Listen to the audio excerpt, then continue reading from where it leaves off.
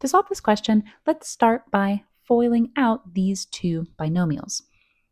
We can start by multiplying our front two terms. X to the third times x to the third will give us x to the sixth. Remember, when you're multiplying two numbers with a like base that have exponents, you add the exponents. You do not multiply them together. So that's why we got 6 instead of 9 for our exponent, right? Then we have our outer terms, x to the third times x squared, negative, which would give us a negative x to the fifth.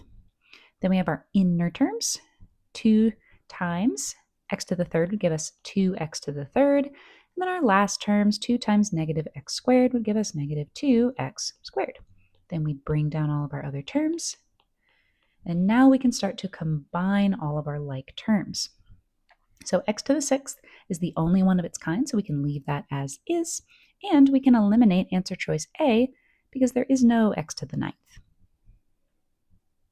Then x to the fifth, again, the only one of its kind, so we're good on that front.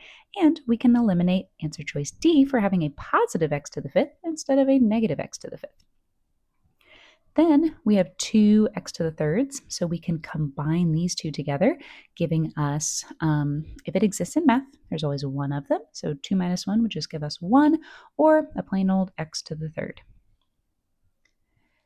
And that eliminates our answer choice C, because answer choice C had 2x to the third. There's no coefficient for our x to the third.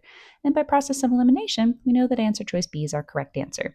At that point, you can mark B and move on with the rest of the test, but for the sake of the video, I will finish simplifying this expression.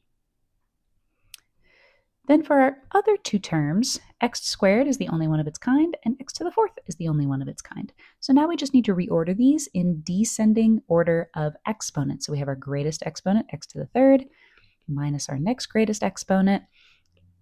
Then we would have x to the fourth as our next greatest exponent. Then x to the third. And finally, negative 2x squared, perfectly matching answer choice B and making that our correct answer.